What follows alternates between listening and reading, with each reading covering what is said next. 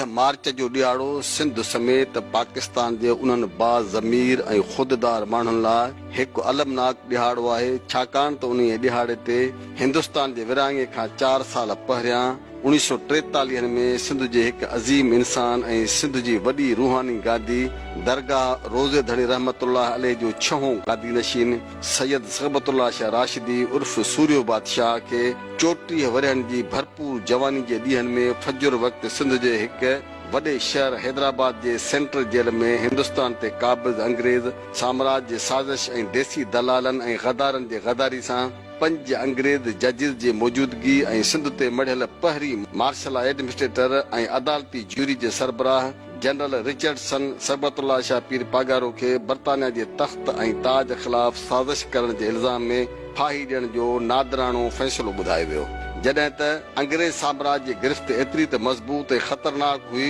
जो सगबतुल्लाह शाह पीर पागारो जे पारां ॾिनल 6 शाहिदनि मंझां 5 शाहिदनि अदालती कार्रवाई दौरान मुख़्तलिफ़ हरबनि सां रोकिया विया ऐं सिर्फ़ हिकु शाहिद ऐं सिंध जो अॻूणो वज़ीर आला सिंध मोहम्मद अयूब खोड़ो अदालत में पेश थियो ऐं सूर्य बादशाह जे हक़ में शाहिदी बि ॾिनी। पर तारीख़ जे अणधुरियुनि किताबनि ऐं हुर्र मूवमेंट जे ज़िंदह किरदारनि जे ॾिनल मालूमात मूजिबि सगबतुल्लाह शाह पीर पागारो ख़िलाफ़ अंग्रेज़ साम्राज्य केतिरनि सालनि खां साज़िशूं करण में मसरूफ़ हुई, छाकाणि त अंग्रेज़ साम्राज्य उन हक़ीक़त खां बाख़बर थी चुको हो त जेकॾहिं सगबतुल्लाह शाह पीर पागारो जी सिंध अंदरि बरतानवी तसल्लुत ख़िलाफ़ जारी अवामी बग़ावत ऐं गोरीला वेड़ खे सगबतुल्लाह शाह पीर पागारो जे क़त्ल जे खून सां न रंगियो वियो त हुर तहरीक गॾियल हिंदुस्तान ते क़ाबिज़ बरतानवी कब्ज़े ऐं देश वासियुनि जे ॻिचियुनि मां ग़ुलामी जा गट लाहे छॾींदी हिंदुस्तान ते 100 सालनि ताईं कब्ज़ो कंदड़ बरतानवी साम्राज्य सगबतुल्लाह शाह पीर पागारो जे समूरियुनि सरगर्मियुनि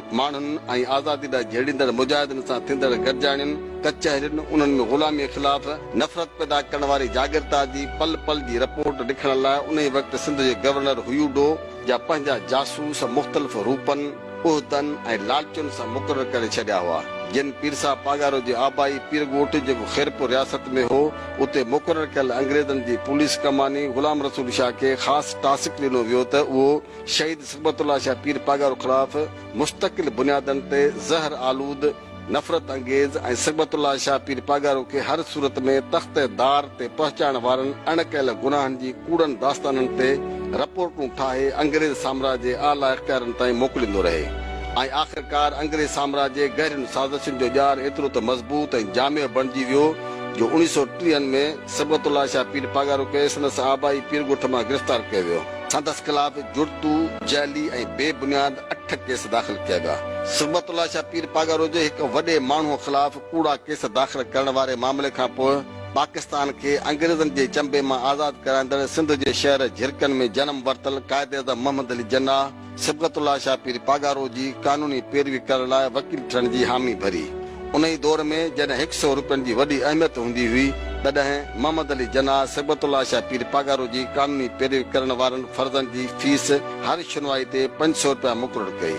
क़ाइद आज़म मोहम्मद अली जन्नाह जॾहिं जराह ऐं कानून जे बारीकियुनि खां वाक़ुफ़ वकील जी ज़बरदस्त वकालत सबबि सगबतुल्लाह शाह पीर पागारो ते मढ़ियल 8 केसनि मां 6 केस कूड़ा साबित थिया ऐं सिर्फ़ 2 केसनि में अंग्रेज़ साम्राज्य जी हिकु हटी कारण 8 साल सज़ा क़ैद ॿुधाई वई। अदालत जे अहिड़े नादरी फ़ैसिले बैदि सगबतुल्लाह शाह पीर पागारो हिंदुस्तान जे महाराष्ट्र सूबे जे रत्नागिरी जेल में पाबंद सलासल बणायो वियो। हज़रत सूर्य बादशाह 1930 में उन ते 8 केस क़ाइमु कया विया सखर जी अदालत में ऐं उन में जेको आहे सो क़ाइद आज़म वकालत करणु क़बूल कई। मोहम्मद अली जन्नाह कराची खां ईंदो हो स्पेशल ट्रेन में ऐं वरी जेको आहे सो रोड़ी खां कार खणी उनखे कोर्ट खणी वेंदी हुई, ॿुधो साईं। ऐं उन केस जेके आहिनि से क़ाइद आज़म मोहम्मद अली जन्नाह तमामु जेके आहिनि से होशियारी सां विड़िया या कॾहिं कतई तौर ग़लति ॻाल्हि आहे, तमामु होशियारी सां विड़ियईं। 8 केसनि मां 6 केस कूड़ा थी विया, पर छाकाणि त अंग्रेज़ खे हरकत करणी हुई, अंग्रेज़ खे जेका सज़ा ॾियणी हुई, उन्हनि में 2 केस वञी बचा। हिकिड़ो इहो हो त भई उहो नौकर जेको आहे सो पेटीएम बंदि कंहिं कयो, ॿियो हो त मीरनि जे ज़माने जूं फिटल बंदूकुनि जो लाइसेंस छो कोन्हे। मीरनि जे ज़माने में जेके तोहफ़े में बंदूकूं मिलियूं मुंहुं भरण वारियूं पुराणियूं, लाइसेंस कोन्हे सूर्य बादशाह जे वकील बि चयो क़ाइदे भई हीअ त जेके आहिनि से वर्केबल कोन्हे हिन जो न को उन ज़माने में लाइसेंस जो रवाज हो ऐं का अहिड़ी ॻाल्हि कोन्हे ऐं बाक़ी जेको असलो आहे उनजो लाइसेंस आहे। उन खां पोइ जेको छोकिरो हो असल में उन छोकिरो जेको हो सो हिन वक़्तु पाण तव्हांखे प्रूफ ॾेई सघां थो त उहो अंग्रेज़ जो माना अंग्रेज़ CID जो पघारदार हो मोहम्मद इब्राहिम मेमुण पीर ॻोठ जो ऐं उन खे चयो वियो त असीं ईंदासीं झड़ती वठण तूं उन वक़्तु बि हिन पेतीअ में लिकी वञजांइ तूं हिन पेतीअ में लिकी वञजांइ ऐं अंग्रेज़ केस ठाहियो त पीर साहिब हिन छोकिरे खे जेको आहे पेतीअ में हबस बेजा में बंदि कयो आहे। उन में 8 साल जी सज़ा मिली ऐं उहा जेका आहे सा पीर साहिब पहिरियों रत्नागिरी पोइ सॼी बंगाल जा जेल हुआ। उन में 1930 खां वठी 1936 जे आख़िर ताईं पीर साहिब जेके आहिनि 6 साल पूरा कया जेलनि में। पहिरियों रत्नागिरी हो पोइ राजशाही हो पोइ ढाका बि हो ॿियो बि हिकिड़ो नालो आहे मुंहिंजो हाफ़्ज़ो कमज़ोर थी वियो आहे पर उहा बंगाल जा। अच्छा पीर साहिब जॾहिं ख़ैर सां हिते मोटियो आहे 1936 में 8 साल जी सज़ा जेका आहे रिमिटेंस में 6 साल थी। पीर साहिब जॾहिं 1936 में मोटिया आहिनि त उते ई फ़क़ीरनि जेको आहे सो कलकत्ता महल जेको आहे उन में पीर साहिब जी बोगी बुक कराई ऐं पीर साहिब जन आया दिल्लीअ में जुमे ॾींहुं निमाज़ जामे मस्जिद में अदा कयूं। वरी ॿी ट्रेन में जेके आया ऐं उन वक़्तु उहा ट्रेन जॾहिं पंजाब जी स्टेशन ते हिन पाण वारी लाइन सां मिली थी सॼी सिंध जा मशहूर जेके आहिनि से सूर्य बादशाह जे इस्तक़बाल लाइ विया ऐं अहिड़े नमूने सां सूर्य बादशाह जन दरगाह शरीफ़ ते अची तशरीफ़ फरमा थिया। इहे माना 6 साल जेको इहो क़ैद हो। सिबतुल्लाह शाह पीर पागरो सां मोहबत कंदड़ ऐं हुर तहरीक जा आज़ादी पसंद परवाना रत्नागिरी जेल जी ख़बर पवण बैदि वॾे पैमाने ते उते पहुचण शुरू थी विया। उहो लका ॾिसी अंग्रेज़ सरकार जा ॾंद खटा थियण लॻा। उन जे नफ़्सियाती हेजान में मुब्तला थियण बैदि अंग्रेज़ सरकार सिबतुल्लाह शाह पीर पागारो खे मुस्तकिल तौर कंहिं बि हिक जेल में न रखियो। कॾहिं हिंदुस्तान जे राजशाही जेल त कॾहिं ढाका जेल त वरी कॾहिं मूनापुर जेल में पाबंद बणायो वियो। उते जेल में पीर सिबतुल्लाह शाह हथ जो कमु कंदो हो ऐं नेट जूं पेटियूं ठाहियईं जेका हिकु नंढड़ी पेटी सांगड़ में काशिफ निज़ामानी जे म्यूज़ियम में मौजूदु आहे ऐं उन ई दौर जो हिकु पहिरियाण जेको रत्नागिरी जेल में पीर सिबतुल्लाह शाह पाईंदो उहो बि उन म्यूज़ियम में मौजूदु आहे। मूंखे हणी को जादू सुण यार दिल लुटे वई मूंखे हणी को जादू सुण यार दिल लुटे वई करे चश्मन सदियों के चारों सिर सां बई सटे वई करे चश्मन सदियों के चारों सिर सां बई सटे वई मूंखे हणी को जादू सुण यार दिल लुटे वई करे पहिरियां मिठियूं ॻाल्हियूं विध यार दिल ते द्वारियूं करे पहिरियां मिठियूं ॻाल्हियूं विध यार दिल ते द्वारियूं हणेड़नि सदियूं दुनारियूं हणेड़नि सदियूं दुनारियूं सरदार दिल फटे वए सरदार दिल फटे वए मूंखे हणी को जादू सुण यार दिल लुटे वए सिबतुल्लाह जी सुण तू जारी कर का सजण सतारी कर का सजण सतारी हे कर देई देखारी हे कर देई देखारी तेहा पोए मोह मटे वए तेहा पोए मोह मटे वए मूंखे हणी को जादू सुण यार दिल लुटे वए। 1936 में पंहिंजे क़ैद जा ॾींहं पूरा थियण ते अंग्रेज़ साम्राज्य जे न चाहण बावजूदि सिबतुल्लाह शाह पीर पागारो खे आज़ादु कयो वियो ऐं पाण ख़ैरपुर जे लुकमान रेलवे स्टेशन ते रेलगाॾी ज़रिए जॾहिं पहुता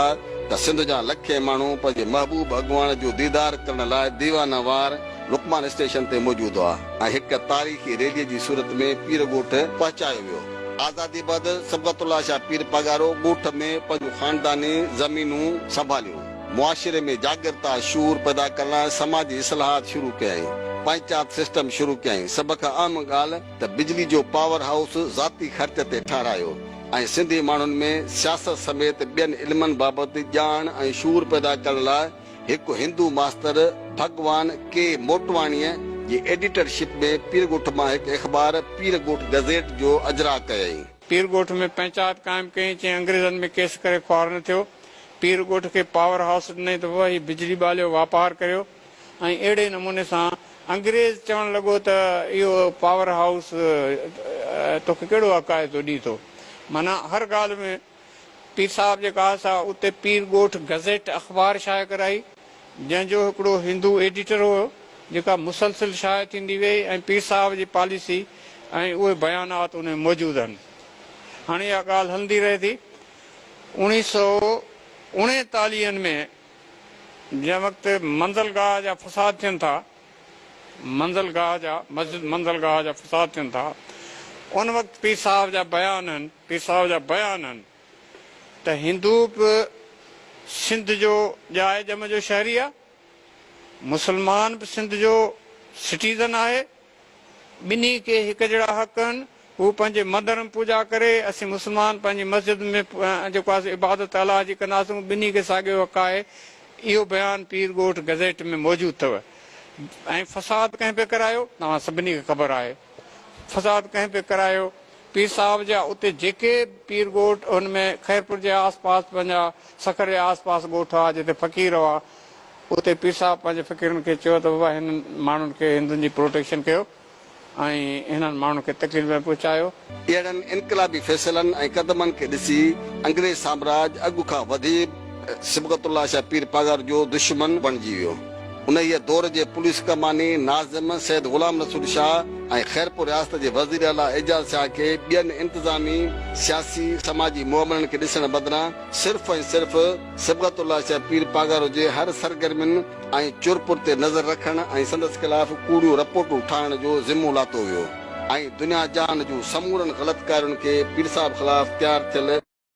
जैली रिपोर्टुनि में कलमबंद कयो वियो ऐं सिबगतुल्लाह शाह पीर पगारो खे मुख़्तलिफ़ हरबनि तरीक़नि ऐं साज़िशुनि सां हिसाइण, धमकाइण ऐं तंग करण जो अणखुट सिलसिलो शुरू कयो वियो। अंग्रेज़ साम्राज जे अहिड़नि हथकंडनि ऐं ज़हनी टार्चर पहुचाइण वारनि साज़िशुनि जे पेश नज़र सिबगतुल्लाह शाह पीर पगारो पंहिंजे सियासी सोच ऐं हिकमत अमली तहत पंहिंजे कुटुंब समेत 1936 में पीर ॻोठ मां मुंतक़िल थी सागढ़ जे गिणक बंगले में अची सुकूनत इख्तियार कई ऐं उते पंहिंजे दरगाह जी जमात खे धारियनि अंग्रेज़नि ख़िलाफ़ तकीर कयईं ऐं खेनि चयईं त धारियनि जा पेर धरती तां ॿाहिरि कढणा आहिनि ऐं पाण उते गाज़ी तयारु कयईं जेके अंग्रेज़ सां विढ़ांद करण लाइ तयारु अटकल 6000 गाज़ी तयारु थिया ऐं उन्हनि खे चयईं त वतन या कफ़न सिर वञे सुर न वञे ऐं गाज़ियुनि जी भर्ती जो सिलसिलो जारी कयईं। हिते जेका हुन पहिरियों ख़िताब कयो आहे न गिणक बंगले सागढ़ ते, उहो कहिड़ो ख़िताब, उहो कुझु चंद लफ़्ज़ ॿुधायो। उहो साईं गाज़ियुनि खे ख़िताब पाण फरमायो त पाण फरमायूं त हीअ पंहिंजी सिंध हमेशह आज़ादु रही, पंहिंजी छेड़ी निबेड़ी पाण कंदी ऐं हींअर ॿाहिरियां 7 समुंड खां ॿाहिरां आयल माण्हू अची असां ते चंद माण्हू अची असां ते क़ाबिज़ थिया आहिनि ऐं असां हिन धरतीअ ते इन्हनि माण्हुनि खे बर्दाश्त कोन कंदासीं। मिसाल तौरु हिकु दफ़े पाण केटीअ में तड़पे कयूं, वेता पे नलके जे हेठां पाण तड़पे कयूं, तड़ करे जेॾी महिल ॿार छंडे आया उनजे मथां खट जे मथां जिते कपिड़ा पियल हुआ उतां तलवार कढी मंगणे जो फ़क़ीर वेठो, उनखे चई फ़क़ीर तरार छा थी चवे, त हुन फ़क़ीर चयो की भला असां तव्हांजी इन ॻाल्हि खे सम्झी न सघिया आहियूं। त पाण फरमायूं त सॼण ऐं साणे तरार थी चए, सॼण ऐं साणे के अणासे विसरे हैफ़ तिनी के हो वतन जिन विसारियो। इहो पीछे सूरी बादशाह पाण चयो अथसि, पाण इहो बैत पढ़ियईं ऐं फ़क़ीरनि ऐं अॻिते अर्ज़ु कयां त जॾहिं पीसे बादशाह गाज़ी पे कया त वरियाम फ़क़ीर ऐं कुझु अहिड़ा फ़क़ीर हुआ जिन पीसे सरदार खे चऊं साईं इन ॻाल्हि तां लही वञो, अव्हां जे सिर अव्हां जे खानदान ऐं जम बचन ऐं इन्हनि जो नुक़सानु थींदो, ऐं उन ज़िद ते बीह रहिया त की भला इन तां लही वञो। उन्हनि घणी कोशिशि कई, पोइ पीसे सूर्य बादशाह हिकिड़ी शाइरी उन फ़क़ीर सां खे ॿुधायऊं। उन पोइ फ़क़ीर चयो त उहो फ़क़ीर हो, वरियाम फ़क़ीर खस केॾे। उन पोइ चयो त की भला हाणे सिर क़बूल पवे, ऐं उहा शाइरी जंहिंमें पाण उन शाइरी में इहो सॼो ज़िकिर चए थो त हाणे हिकिड़ा त मूंखे यादि कोन्हे, उहो फ़क़ीर मूंखे अॼु हथु कोन आहे जेको तव्हांखे ॻाए ॿुधाया त अॼु राति यानी की धणी जो पैगाम मोड़ ॾे पहुतो आहे, यानी राणो मां आयो मां अॼु राति जेॾियूं शाइरी बि पंहिंजी पाण कई पंहिंजी पाण कयईं अथसि। पी सूरीबा जी शाइरी बि आहे, राणो आयुमि अॼु राति जेॾियूं थी वई दिलि जाए, आख़िरी मिसराम ते चए त सुबुह तोला शाह सदको अलाह तां तोड़े कुसी वञे कात। मुंहिंजी अमर जेका आहे उहा माना बचपन में लोड़नि में रही, उन जे रवायतनि मां या उन्हनि खां जेके ॿुधियल ॻाल्हियुनि मां ही शइ साबित थी थिए त सूर्य बादशाह उन वक़्त में फ़क़ीरनि खे पाण फरमायो हो त हींअर उहो वक़्तु आहे त अंग्रेज़ जेको आहे सो उहो ॿी आलमी जंग जे करे परेशान आहे, अहिड़ियूं दुनियावी हालतूं थियनि पियूं, तो इन करे जमायत खे पाण मुनज़िम कयूं त हाणे अहिड़ी हिन सॼे ख़िते में जदोजहद कजे त जीअं अंग्रेज़ जा हाणे पेर उखेड़े छॾिजनि, ऐं मूंखे उमेद आहे अल्लाह असांजो साथ ॾींदो त असां अंग्रेज़ साम्राज्य खे हिन ख़िते मां तड़े कढंदासूं। इहो मक़सदु इहो त ही जेको अंग्रेज़ जेको आहे उहो हिन ख़िते ते जेको क़ाबिज़ रहियो, खितो छा खे था चओ? खितो माना ही बरे सगीर जंहिं सिंध ऐं हिंद जो जेको इलाइक़ो हो, इन सॼे ते जेको बरे सगीर ते अंग्रेज़ जो कब्ज़ो हो, त सूर्य बादशाह जो त हिन सॼे खिते माना हिंद ऐं सिंध में जेका अंग्रेज़ जी कब्ज़ो आहे नाजाइज़ 100 सालनि जो, उहो ख़तमु कजे। ऐं ख़ुसूसी तौर ते इहा जदोजहद जेका आहे उहा 1843 खां पोइ जेकॾहिं का हली आहे त उनजी असां हिनखे आख़िरी जंग सम्झूं था जेका सूर्य बादशाह शुरू कई हुई। ऐं उनखे पाण पंहिंजे फ़क़ीरनि खे इहो पिणु फरमायाऊं जेको असांजे नाने साईं सिराई सावण ख़ान खां रवायतनि में मिले थो त फ़क़ीरो अहिड़ो वक़्तु ईंदो जो तव्हांखे जेकॾहिं मुंहिंजे बारे में इहो ॿुधायो वञे त तव्हांजो रहबर तव्हांजो मुर्शिद उनखे असां शहीद करे छॾियो, मुंहिंजा जेकॾहिं रत भरिया कपिड़ा बि तव्हांखे ॾेखारिया वञनि, इतबार न कजो, जंग जारी रखिजो जेसि ताईं हिन धरतीअ तां अंग्रेज़ निकिरी न वञे। माना ही वॾे में वॾी जेका असां हिकिड़ी फ़िकिर हुई त सालार न हुजे, उन खां पोइ बि फ़ौज विढ़ंदी रहे, हुरन माना उन पीसे सरदार जे उन्हनि हुकुमनि मुबारकनि मुताबिक़ मुसलसल जंग जारी रखी। हिते जेको गणग बंगले ते थी इते तव्हांजे मतिलबु घणा गाज़ी जेके से उते लिस्ट में लिखिया विया? से हाणे टोटल जेके गाज़ियुनि जा माना अंग अखर असांजे वॾनि खां असांखे मिलनि था त 6000 गाज़ी जी भर्ती थी चुका हुआ, ऐं उन में उन खां पोइ हा उहे अञा माना इहो सिलसिलो हलियो पिए त उन वक़्त में अञा माना जंग जो ऐलान बाक़ाइदे पाण कयो कोन हो, त अॻु में ई गिरफ़्तारी पी साईं सरदार जिन जी थी वई हुई। कराची मां वरी वापसि जॾहिं आया हुआ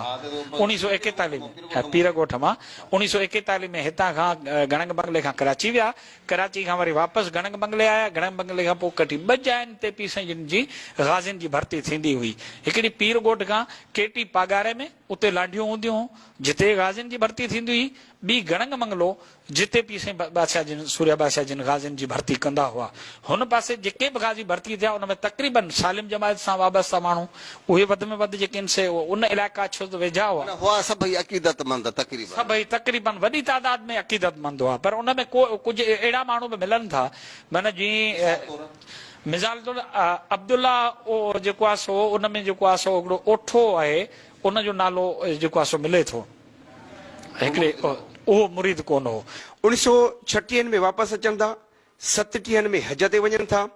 ऐं इन खां पोइ डिघो सफ़र जेको पाण कनि था जमात जो इहो पंहिंजे साम्हूं आहे। उन खां पोइ जेके पाण खे डेटूं मिलनि थियूं उन में पीर साहब 1938 में रजबी जॾहिं पीर ॻोठ में थिए थी त उन रजबीअ में बाक़ाइदे पीर साहब पंहिंजे ख़लीफ़नि खे इहो अनाउंस थो करे त मुंहिंजो ख़्यालु आहे त हिन धरतीअ जी आज़ादी जे लाइ असांखे जंग करणी आहे ऐं अंग्रेज़ नासारो असांखे क़बूल न आहे। इन लिहाज़ खां साहिबनो फ़क़ीर मोची जेको उन वक़्तु मौजूदु हुयो उन जे पुट इहो अहवालु ॾिनो त उहो उते मौजूदु हुयो जो पीर साहब तारीख़ पाण खे उहा मिले थी 27 रजबी 1357 हिजरी मुताबिक़ 23 सेप्टेंबर 1938 ते पीर ॻोठ मां इहो बाक़ायदे ऐलान कयो ऐं उन वक़्तु शुरूआती तौर ते उते जेके गाज़ी इहो जंग जो ऐलान थी वियो। बिल्कुलु ऐलान थी वियो। पहिरियों पीर ॻोठ में थियो, इन खां पोइ तुर्त ई जेको केटी पागारो आहे उन में पीर साहिब गाज़ियुनि खे भर्ती कयो ऐं ॿिए नंबर ते पीर साहिब उते इहो अनाउंस कयो हो त चंद ॾींहंनि खां पोइ आउं जेको सो गणंग बंगले ते तशरीफ़ वठी ईंदुसि ऐं गणंग बंगले ते जेके ख़लीफ़ा आहिनि मुख मोतबर आहिनि उहो फ़क़ीरनि खे गाज़ियुनि खे उते गॾु कनि। पोइ जेका असांखे इन हाल्स में बाक़ायदे उहा डेट मिले थी त पाण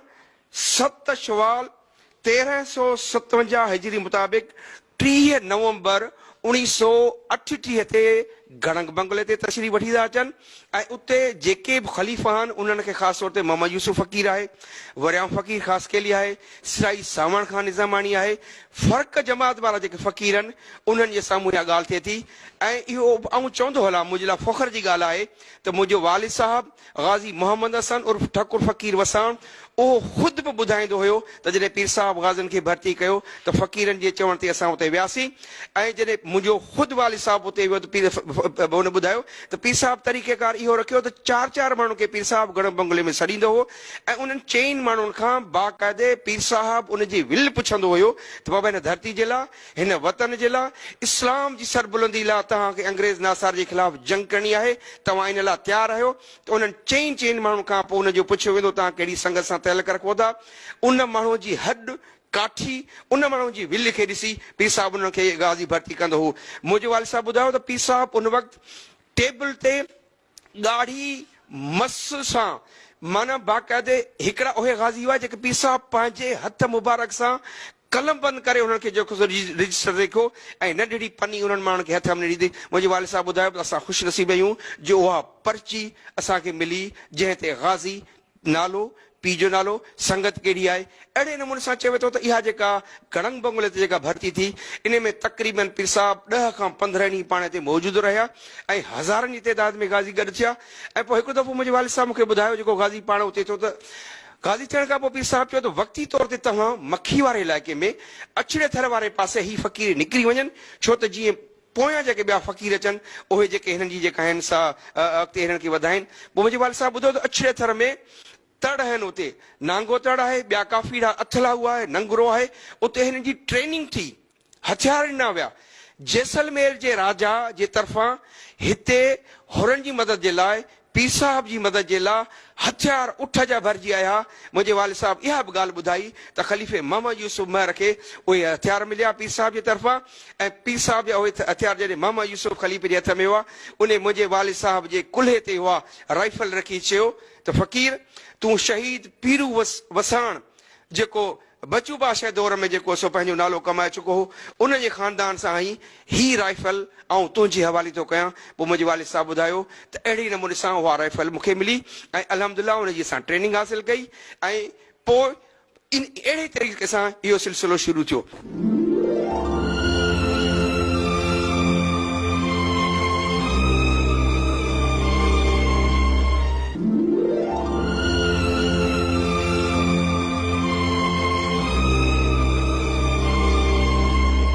जेके अंग्रेज जा जेके वहशी जानवर नुमा जासूस ऐं छाड़ता हुआ उन्हनि गणंग बंगले ताईं पीर साहिब जो पीछो न छॾियो ऐं उते अची सियासी समाजी पेश मंज़र मूजिबि कूड़ियूं ऐं बेबुनियाद रिपोर्टूं ठाहे साहिब बहादुर खे ख़ुशि करण में जुटी विया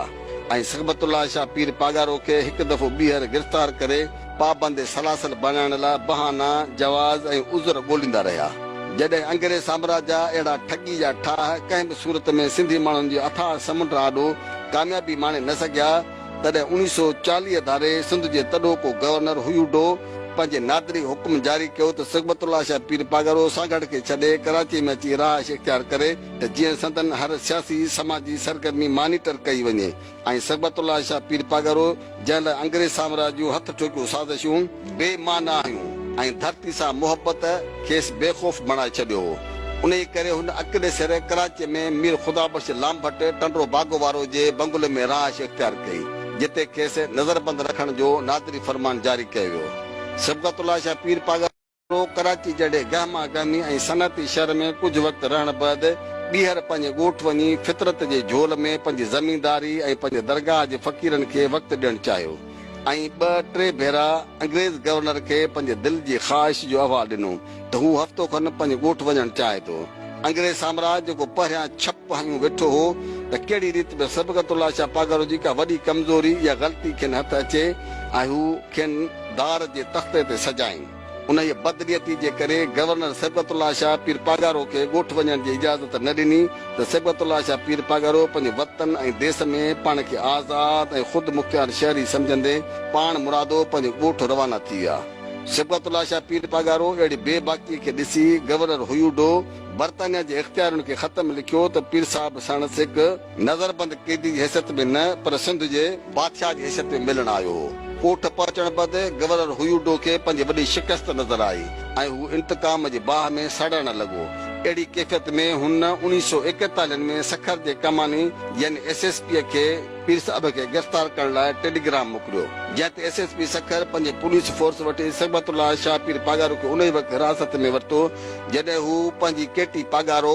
ज़मीन जी सार संभाल लाइ वञी रहियो हो त आख़िरकार 21 सेप्टेम्बर 1941 में सबक़तुल्लाह शाह पीर पागारो खे गिरफ़्तार करे कराचीअ में घरू वज़ीर जे बंगले में ॿीहर नज़रबंद कयो वियो। उन जे बैदि सिंध जे गवर्नर हुयूडो सिंध जे घरू वज़ीर खे ख़ुसूसी इजलास में तलब करे गॾिजाइण में मशगूल रखियो ऐं पुठियां साज़िश तहत पुलिस खे हुकुम ॾिनो त वॾी चालाकी ख़ामोशी सां पीर साहिब पागारो खे घरू वज़ीर जे बंगले तां गिरफ़्तार करे कराची रेलवे स्टेशन ते आणे रेलगाॾी जे सील बंदि डॿे में कैदी बणाए लखनऊ भरिसां सियूनी जेल मुंतक़िल कयो वियो ऐं उहा सॼी वारदात अहिड़ी ख़ामोशीअ सां कई वई जो कंहिं बि सिंध वासीअ खे पतो न पइजी सघियो त पीर साहिब पागारो काथे आहे। सबक़तुल्लाह शाह पीर पागारो खे सिंध मां हिंदुस्तान जी जेल में मुंतक़िल करण बैदि गहरी साज़िश सां दर्जा बंदी तहत हिकमत अमली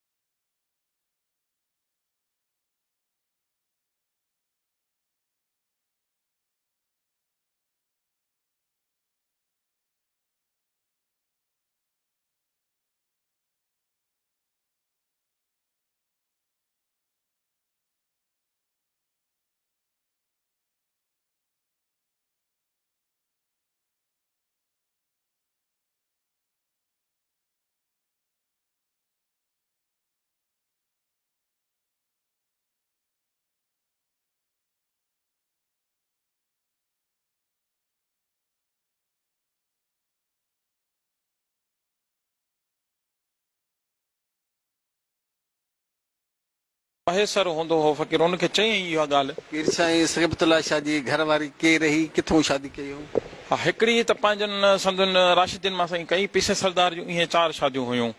हिकिड़ी पाण मंगरा क़ौम आहे, जमायत जी आहे, उतां शादी कयूं। ही दिलशाक में वेठा आहिनि। हा, मंगरा। हिकिड़ी पीसे सरदार उतां शादी कई हुई, हिकिड़ी शादी पाण संदुनि 2 शादियूं पीसे सरदार कयूं हुयूं राशिदीन मां, जंहिंमां पीसे सरदार खे माना औलाद जेको थियो उहो हिकिड़ो नंढे हूंदे ई माना गुज़ारे वियो। पोइ जेका ॿी जेका औलाद अथई पीसे सरदार खे, उहा पीसे छटदणी ऐं साईं नादर शाह हुआ। त उहा पीर साईं शाह मर्दा शाह ऐं साईं नादर शाह जी अमड़ उहा के रही? उहा साईं मंगरियाणी हुई। हा, त जंहिंखे त पोइ उतां जॾहिं पीसे जो निकिरो त उन माना अर्ज़ु कयो हिकिड़े फ़क़ीर खे, त पीसे रोज़ घणी दुआ कर का त अहिड़ी का इस्तिखारो कर त ख़बर पवे त भला हाणे मुंहिंजो वर त वियो हलियो, भला मुंहिंजा बचड़ा मूंखे मिलंदा या न। त पोइ इहा उन्हनि उतां वञी दुआ कई ऐं उन्हनि खे इहो इस्तिखारे में इहो मिलियो त तव्हांजा बचड़ा तव्हांखे मिलंदा। पीर सगबतुल्ला शाह जा 2 चोगा ऐं 2 कलगियूं पीर ॻोठ जे म्यूज़ियम में महफ़ूज़ आहिनि ऐं हिकु पहिरियाण जेको रत्नागिरी जेल में पातल हो उहो महफ़ूज़ आहे ऐं बाक़ी का बि शइ महफ़ूज़ न आहे। पीर पागरो सगबतुल्ला शाह खे जनवरी 1943 में सियूनी जेल मां हवाई जहाज़ ज़रिए सेंट्रल जेल हैदराबाद आंदो वियो, जिते अंग्रेज़ अमलदार तारीख़ नवीस H.T. लैम्ब्रिक सगबतुल्ला शाह पीर पागारो खे ॿुधायो त खेसि हिंदुस्तान मां सिंध जी हैदराबाद सेंट्रल जेल आंदो वियो आहे, जिते संदसि ख़िलाफ़ ताज बरतानिया ख़िलाफ़ जंग जोटण जो केस दाख़िल करे मार्शल लॉ कोर्ट क़ाइमु कई वई आहे। उन जूरी जा 5 जज अंग्रेज़ फौजी ऑफिसर हुआ ऐं जूरी जो सरबराह martial law administrator general Richardson हो। सगबतुल्ला शाह पीर पागारो खे हर हालत में तख़्त-ए-दार ते पहुचाइण वारे हिकु नुकाती एजेंडा खे अमली रूप ॾियण लाइ अंग्रेज़ साम्राज्य दाबे दहमान मिल्कियत ऐं दौलत जी लालच ॾेई सगबतुल्ला शाह पीर पागारो ख़िलाफ़ कूड़ा ऐं जैली 36 शाहिद तैयार कया, जिन अदालत में सगबतुल्ला शाह पीर पागारो ख़िलाफ़ कूड़ियूं ऐं बेबुनियाद शाहिदियूं ॾिनियूं ऐं हिन भेरे कायदे मोहम्मद अली जनाह पारां सगबतुल्ला शाह पीर पागारो जे केस जी कानूनी पैरवी करण खां इनकार करे छॾियो। हज़रत सूर्य बादशाह खे अंग्रेज साथो करे जो जनवरी 1943 में सीओनी मां खणी हैदराबाद अचे थो हवाई जहाज़ में, उतां ई बंदि गाॾी में अची हैदराबाद सेंट्रल जेल में जेॾीमहिल सूर्य बादशाह पहुचे थो त पुछे थो त बाबा ही मूंखे किथे वठी आया हो? त लैम्ब्रिक जेको सिंधी ॼाणंदो, लैम्ब्रिक चयो त ही हैदराबाद सेंट्रल जेल आहे, तव्हां ते केस हलंदो ऐं तव्हांखे वठी था हलूं।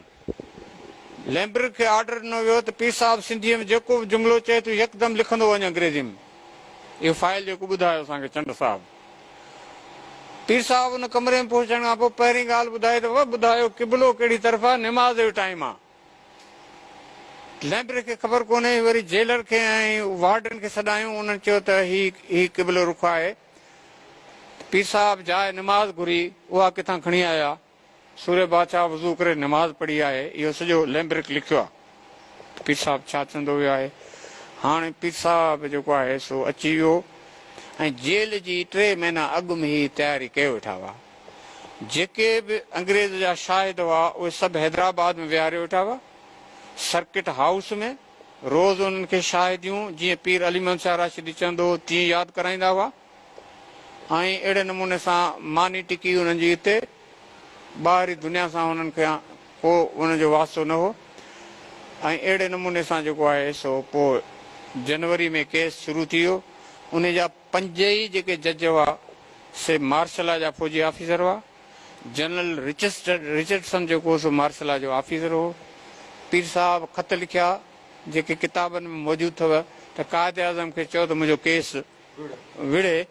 ऐं कायदे आज़म खे जेको आहे सो खोड़े साहिब फ़ोन करे चयो,